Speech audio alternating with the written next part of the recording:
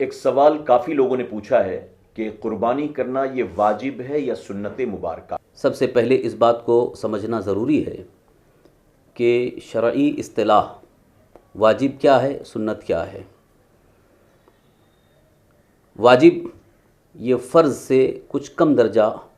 وہ حکم ہے جس کا کرنا ضروری ہے اور نہ کرنے پر سزا ہے، گناہ ہے،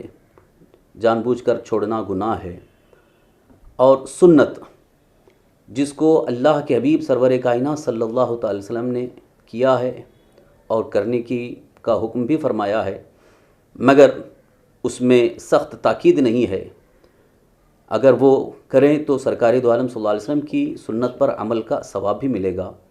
لیکن ترک کے بنیاد پر اس کی گرفت یا اس کا مواخذہ نہیں ہوگا۔ یعنی سنت ایک طرح سے مستحب کے درجے میں بھی ہے، مگر سنت کی دو قسمیں کی جاتی ہیں، مؤکدہ، غیر مؤکدہ۔ مؤکدہ جس میں سرکار دو عالم صلی اللہ علیہ وسلم نے تاکید فرمائی ہو اور ہمیشگی فرمائی ہو، اس کو مؤکدہ کہتے ہیں، اور جس پر سرکار دو عالم صلی اللہ علیہ وسلم نے ہمیشگی نہیں فرمائی، کبھی ترک کر دیا ہو، تو اس کو غیر مؤکدہ کہتے ہیں۔ اب قربانی کے حوالے سے یہ جو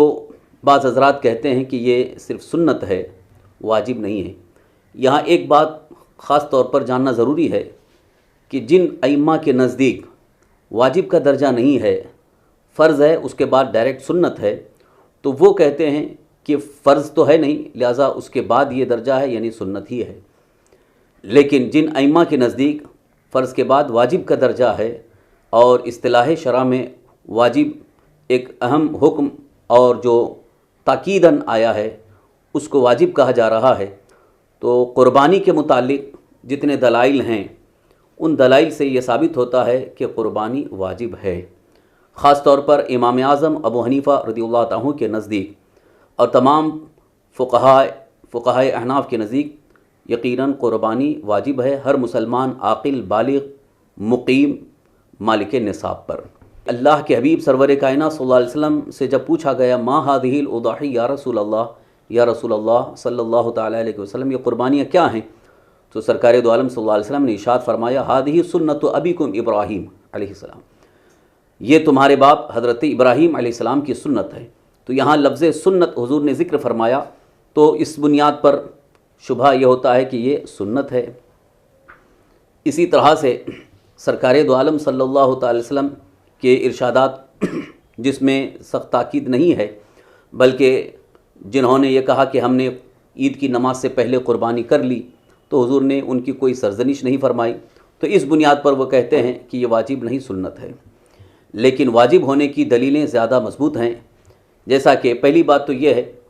کہ قرآن پاک میں اللہ تبارک تعالیٰ کا جو فرمان ہے فصلی لربک وانحر، اپنے رب کے لیے نماز پڑھیے اور قربانی کیجیے، یہ لفظ وانحر یہ امر کا صیغہ ہے جس سے وجوب ثابت ہوتا ہے مطلقاً ہونے کی صورت میں، اور کئی مفسرین اکرام نے یہاں پر وانحر کی تفسیر میں یہی ذکر فرمایا ہے کہ یہاں قربانی کا وجوب ثابت ہے۔ اور احادیث کریمہ اس سلسلے میں جو ہماری رہنمائی کرتی ہیں، ایک تو یہ ہے کہ اللہ کے حبیب سرور کائنات صلی اللہ تعالی وسلم نے اس پر وعید کا ذکر فرمایا، وعید یعنی سزا کا ذکر فرمایا، جیسا کہ یہ حدیث پاک بڑی مشہور ہے کہ جو مالک نصاب ہوتے ہوئے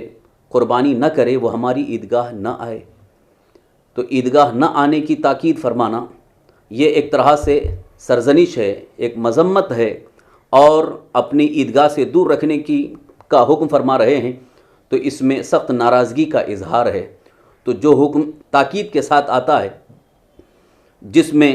وجوب کا حکم ہوتا ہے، اسی کے نہ کرنے پر سزا کا ذکر بھی ہوتا ہے۔ ایک اور حدیث پاک جو صحیح مسلم شریف کی حدیث ہے، حدیث نمبر 4949، یہ حدیث پاک میں حضرت جندب بن سفیان رضی اللہ عنہ بیان کرتے ہیں کہ عید الاضحیٰ کو میں رسول اللہ صلی اللہ علیہ وسلم کے ساتھ موجود تھا، ابھی آپ نے نماز سے فارغ ہو کر سلام نہیں پھیرا تھا کہ آپ نے ذبح شدہ قربانیوں کا گوشت دیکھا۔ آپ نے فرمایا جس شخص نے اپنی یا ہماری نماز پڑھنے سے پہلے قربانی کا جانور ذبح کیا ہے وہ اس کی جگہ دوسری قربانی ذبح کرے، اور جس نے ابھی تک ذبح نہیں کیا وہ اللہ کا نام لے کر ذبح کرے۔ تو اس حدیث پاک میں رسول کائنات صلی اللہ تعالی وسلم نے ان حضرات کو جو عید کی نماز سے پہلے قربانی کر لیے یہ تاکید فرمایا کہ ان کی قربانی نہیں ہوئی، وہ اب عید کی نماز کے بعد پھر سے قربانی کریں۔ تو اگر یہ مطلق سنت یا مستحب کے حکم میں ہوتا حکم تو پھر سرکار دو عالم صلی اللہ علیہ وسلم دوبارہ کرنے کا حکم نہ فرماتے، بلکہ یہ ارشاد فرماتے کہ ان کی بھی ہو گئی۔ لہٰذا اس حدیث سے بھی یہ ظاہر ہوتا ہے کہ قربانی کا حکم وجوبی ہے، یعنی یہ واجب ہے، تبھی اتنی تاکید سرکار دو عالم صلی اللہ علیہ وسلم ارشاد فرما رہے ہیں۔ یہ حدیث نمبر 4954 صحیح مسلم شریف، اس میں حضرت برا ابن عازب رضی اللہ عنہ بیان کرتے ہیں، میرے ماموں حضرت ابو بردہ رضی اللہ عنہ نے نماز سے پہلے قربانی کر دی۔ رسول اللہ صلی اللہ علیہ وسلم نے فرمایا یہ ایک بکری کا گوشت ہے۔ حضرت ابو بردہ نے عرض کیا یا رسول اللہ میرے پاس بکری کا ایک 6 ماہ کا بچہ ہے۔ آپ نے فرمایا تم اس کی قربانی کر دو، اور تمہارے سوا کسی اور کے لیے اس کی قربانی کرنا جائز نہیں ہے۔ پھر آپ نے فرمایا جس شخص نے نماز سے پہلے ذبح کیا اس نے اپنے نفس کے لیے ذبح کیا ہے،